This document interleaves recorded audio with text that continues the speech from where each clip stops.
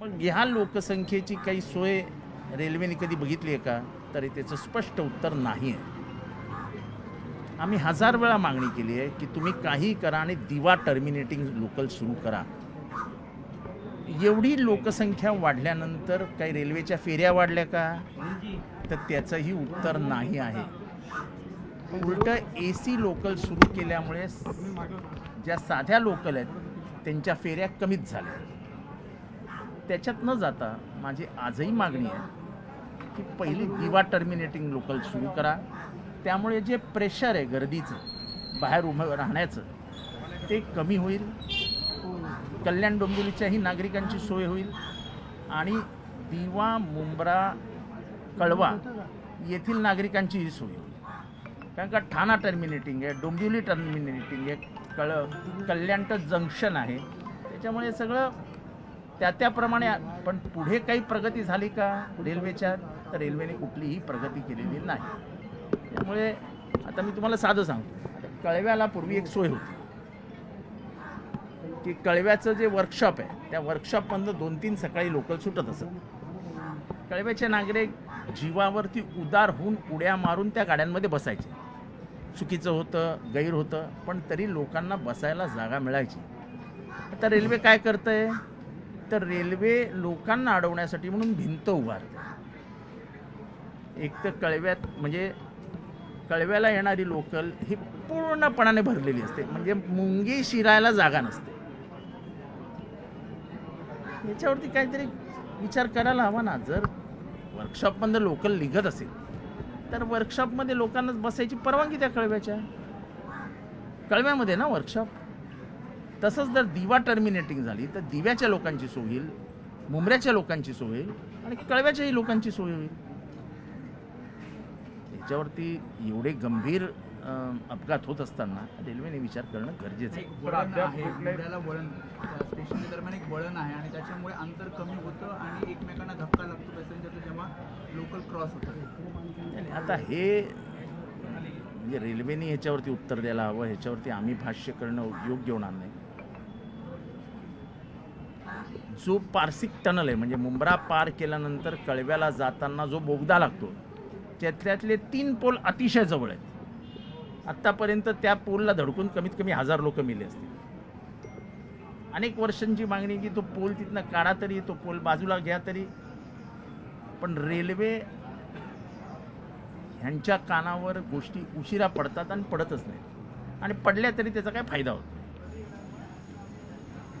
म्हणजे हे स्पष्टपणाने सांगायला पाहिजे की या देशाच्या रेल्वे महसुलातला सर्वाधिक जर महसूल कुठनं मिळत असेल तर तो लोकलमधनं मिळतो, मुंबई लोकलमधनं. मुंबई लोकलला कितपत सुविधा दिल्या जातात हे तपासण्यासारखं आहे. तर अद्याप मृतांच्या नातेवाईकांना किंवा जखमींना मदत जाहीर झालेली नाही. कोणी रेल्वे प्रशासन किंवा कुठले प्रशासकीय जे आहे त्यांचं जे काय ठरलेलं असतं 10 लाख 15 लाख 20 लाख ते देतील. मृत्यूची काय किंमत आहे काय? मृत्यूची काय किंमत आहे का? हे मृत्यू टाळता कसे येतील? जसं आता सांगितलं गेलं की तो टर्न असा जो आहे म्हणजे दिव्यावरनं मुंब्र्याला येताना खतरनाक टर्न, त्याच्यात ती रेल्वेचा रॅक असा होतो, तो दिसतोय असा रॅक होताना.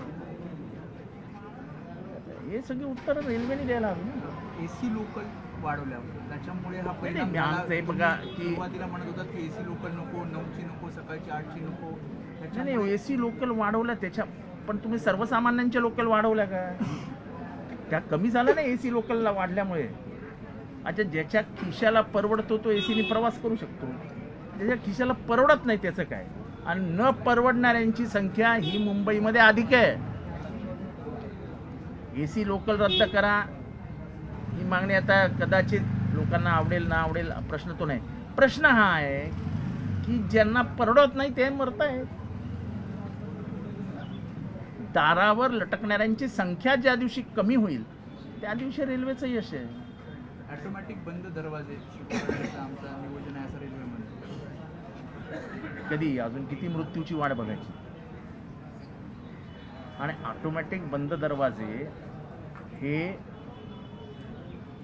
कॉमन लोकलला इम्पॉसिबल आहे, सफोकेशन होईल आतमध्ये. अहो श्वास तर घ्यायला हवा तर आली पाहिजे. उगाच काहीतरी एक अपघात झाल्यानंतर हा काहीतरी विनोदी भाष्य करायचं की आम्ही रेल्वे म्हणजे दरवाजे बंद करण्याचा आमचा मानस आहे. दरवाजे कसे बंद होणार? दरवाजा बंद झाला तर श्वास कसा घेणार आतमधला माणूस? तेव्हा हे ठीक आहे, अपघात झालेला आहे, त्याच्यामुळे आपण काही अधिक बोलता कामा नये. मृतात्म्यांना शांती लाभो, त्यांच्या घरच्यांना हे दुःख झेलण्याची ताकद ईश्वर परमात्मा देव, एवढंच आपण बोलू शकतो. त्यांना मदतीचे हात पुढे येऊ देत, सरकारने त्यांना योग्य ती मदत करावी, एवढंच आपण बोलू शकतो. ही घटना झाली की अजून म्हणजे रेल्वे पण अजून माहिती नाही घटना कशी झाली. जबाबदारी याला कोण तयार नाही. नेमकं जबाबदार कोण आहे? रेल्वे. जबाबदार कोण? काय जबाबदार रेल्वे. रेल्वे कशी जबाबदारी झटकू शकेल? सर हिंदी में जाना सर हिंदीमध्ये सुनील भाऊ बूम पकडो, भाऊ बूम पकडो. तर आमदार जितेंद्र आव्हाड या भागाचे आणि त्यांनी दिलेली ही प्रतिक्रिया. तर नेमकी वस्तुस्थिती काय असते या भागातनं प्रवास करणाऱ्या प्रवाशांची? हे रोले का बाबा भाऊ थोड़ा बूम मार के सुनील बाबू आवाज क्लियर है. आज जो रेलवे का हादसा हुआ है, आप जो जख्मी है उनसे मिले हैं, उनकी हालत कैसी है, क्या बताएं? हादसा हुआ, ये बहुत दुख की बात है.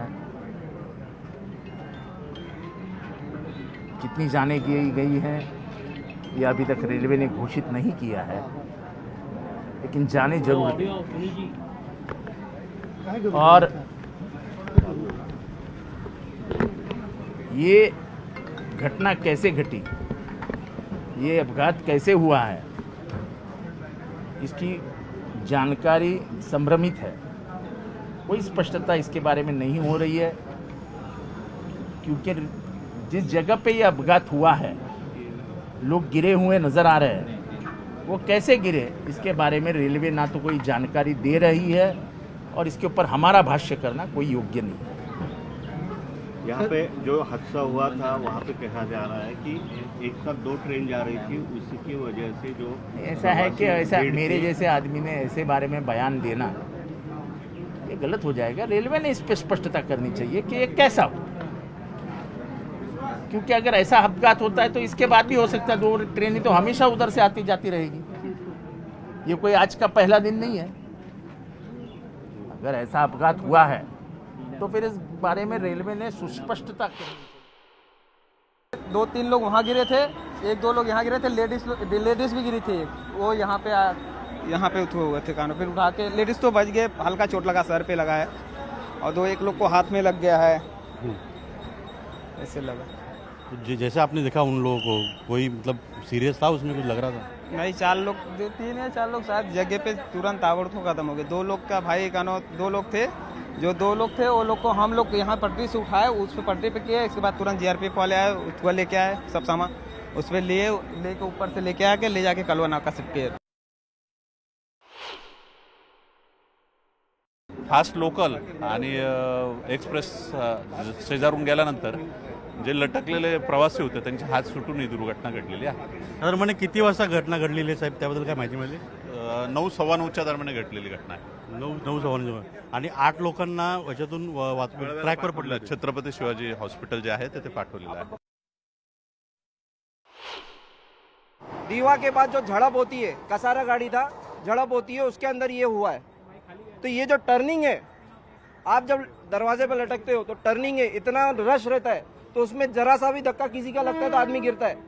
दीवा से लेके कलवा तक का ये पूरा पट्टा जो है डेंजर जोन है, और यहाँ पे एवरी मंथ 4 से 5 अपघात होते. ये तो आज एक्सीडेंट हुआ कि झड़प में किसी के अंदरूनी कुछ हुआ, किसी का झड़प, और इस तरह से लोग गिर गए. पर ये सच्चाई देखेंगे तो टर्निंग जो है पूरा डेंजरस है. जो ट्रेन है वो दीवा स्टेशन पे रुकती है, तो दीवा स्टेशन पे ये इशू है कि दीवा की पब्लिक चढ़ती है, तो बाद में जो उसके बाद वाला स्टेशन है थाने में उतरने नहीं मिलता है. तो पब्लिक क्या करती है, उनको अंदर पुश करती है और वो थोड़ा आगे जाती है. तो आगे जाने के बाद में उनको ज़रा भी आगे पीछे होने ही नहीं मिलता है. तो उसमें क्या होता है, वो थोड़ा से बाहर हो जाते हैं. तो उस कंडीशन में वो थोड़ा से बाहर थे. जितनों का एक्सीडेंट हुआ वो थोड़े बाहर थे. तो और वो ट्रेन जो आई चंद सेकंड के अंदर हम लोग को मालूम भी नहीं पड़ा. हम लोग तो अंदर बैठे हुए थे, बट इतने ज़ोर से आवाज़ आया और इतना ज़ोर से पूरा घिसते हुए गई, जो कि होना नहीं चाहिए। इतना गैप होता है क्योंकि अपना 600 कुछ 1 मीटर का डिस्टेंस दोनों ट्रेन के बीच में मेंटेन होना चाहिए, बट वो हुआ नहीं है। उसमें तो रेल्वे वालों का इशू है। ज्या ट्रेन येतात ते एक तासानंतर येतात ते लेट कारणामुळे असल्यामुळे ते लोक आसनगावपल्ली ट्रेन काढणार ती करणार आणि लटकायला कोणाला शौक नाही आहे। प्रशासनाने हे एक डॉक्युमेंट ठेवावं, लटकायला आम्हाला शौक नाही। जे तुम्ही बोलतात की लटकायचा कोणाला शौक नाही आहे। तुम्ही वेळेत सुविधा द्या, वेळेत पब्लिक जाईल। तुम्ही फक्त 10 ते 15 मिनिटं बोलता, 10 ते 15 मिनिटांमध्ये त्या व्यक्तीचं एक सुट्टी होते, 3 लेट मार्क एक सुट्टी असते। कोणाला माहिती आहे का? तुमचं नाही कापत। जे प्रायव्हेटमध्ये काम करतात, जे हातावरती काम करतात ना, त्यांचं कट होतं, तुमचं नाही कट होत का? तुम्ही सरकारामध्ये, तुम्ही सरकारी जॉब करतात। जे आमच्यासारखे जे प्रायव्हेटमध्ये काम करतात, 3 लेट मार्क एक सुट्टी, त्याला जिम्मेदार कोण? रोज तुमची ट्रेन लेट होणार, रोज आम्ही सुट्ट्या करणार का? तर या संदर्भात रेल्वेचे अधिकारी हेमंत कुमार यांनी काय माहिती दिली तीही ऐकूयात। अपने सोबत हेमंत कुमार जी, आपने आप यहाँ पे आए, अपने यहाँ पे आपके जो अधिकारी उनसे बातचीत की, क्या पता चला किस कारण ये घटना हुई? देखिए, हम लोगों ने देखा यहाँ पर सुबह के समय में थ्रू ट्रेन चल रही थी, लोकल के पैसेंजर्स थे, और जाते समय में ट्रेन के ऊपर में जो गेट पे लटकते हैं लोग, उनके कारण दुर्घटना हुई है। तो यहाँ पे शार्प कर्व है, गाड़ियाँ रन थ्रू थी, रुकने वाली नहीं थी गाड़ी। हमारा स्टाफ अवेलेबल था यहाँ पे, लेकिन उन्होंने ही देखा उसको, और यात्रियों की संख्या ज़्यादा होने के कारण ऐसी घटना घटी है। सर, आपके स्टाफ ने देखा, क्या कुछ बताया कि किस तरह ये घटना हुई है? नहीं, तो आप देख रहे हैं, हम लोग भी देख रहे हैं, यहाँ पे जो शार्प कर्व है उसके अंदर लटकने के कारण हुई है। वो कंट्रोल नहीं बना हुआ उनका, और हमेशा गाड़ियाँ 100 के स्पीड पे चलती है, उस कारण से ऐसी घटना हुई है। आमतौर पे सुबह या शाम को जब भी गर्दी होती थी, आरपीएफ के और जीआरपी के जवान प्लेटफॉर्म पर रहते हैं, लेकिन उस वक्त भीड़ ज़्यादा हो गई तो फिर ऐसी घटना घटती है। आरपीएफ के स्टाफ को पीक आवर्स में हम लोग ज़्यादा से ज़्यादा संख्या में लगाते हैं और उनको बताते हैं कि यात्रियों को काउंसिल भी करें। आप अक्सर देखते होंगे महिला कोच के ऊपर में प्लेटफॉर्म के एंड पे इस तरह के पहले लोग ट्रेसपास भी करते थे। हम लोगों ने यहाँ पे रैम्स को तोड़वाए हैं, यहाँ पे बैरियर लगाए हैं ताकि कोई इसके अंदर में गिरे ना। सुबह या शाम को भीड़ के समय अभी डोर बंद किया जाएगा, लोग पूरे अंदर चले जाएंगे, तभी ट्रेन चलेगी, ऐसे कुछ अभी इंस्ट्रक्शन आया क्या? ऐसा इंस्ट्रक्शन कुछ नहीं है। इंस्ट्रक्शन इसलिए नहीं है क्योंकि हमारे पास जितनी सुविधाएं हैं, हम लोग कोशिश करते हैं कि यात्री भी साथ दे, कोऑपरेट करें। संडे के बाद मंडे को अमूमन रश होता है और पीक आवर में यात्रियों के एक के बाद दूसरी ट्रेनें हैं। कोशिश यही करनी चाहिए कि थोड़ा रुक कर करके आप ट्रेन में लटके ना। शार्प ट्रेन के बारे, शार्प जो यहाँ पे टर्न है उसके बारे में कई संगठना, जो प्रवासी संगठना, उन्होंने कंप्लेंट्स की थी, उसके बारे में कुछ मालूमात मिली आपको क्या? प्रशासन को इस बात की जानकारी है, पूरे सेक्शन के अंदर जहाँ जहाँ लोकल ट्रेनें चलती हैं सब जगह पे इसका सर्वे हुआ है। हम लोगों ने ये कोशिश करी है और इसके लिए महीने में 3 महीने में ऊपर के अधिकारी लेवल मीटिंग होती है, मंत्री महोदय के लेवल मीटिंग होती है, सारी प्लानिंग में है। जो भी संबंधित एजेंसी है, आप लोग देखा होगा, फुट ओवर ब्रिज बना करके जो बाउंड्री है उसको दुरुस्त करके यात्रियों को समझा करके कोशिश की जा रही है। इस घटना के बाद क्या उपाय की जाएंगे? शार्प ट्रेन, लोकल ट्रेन यहाँ पे स्लो होगी, कुछ होगी, कुछ ऐसा? अभी मीटिंग होगी, इस पर चर्चा करेंगे हम लोग और इसके बारे में रेलवे प्रशासन देखेगा क्या कर सकते हैं। हे होते हेमंत कुमार जी, त्यांनी इथे येऊन पाहणी केलेली आहे। DIG आहेत ते RPFचे आणि त्यांनी इथे येऊन संपूर्णपणे त्यांच्या अधिकाऱ्यांकडून माहिती घेतलेली आहे। व्हिडिओ जर्नलिस्ट संदीप पवारचा, अजित मांढरे, न्यूज 18 लोकमत, मुंबई।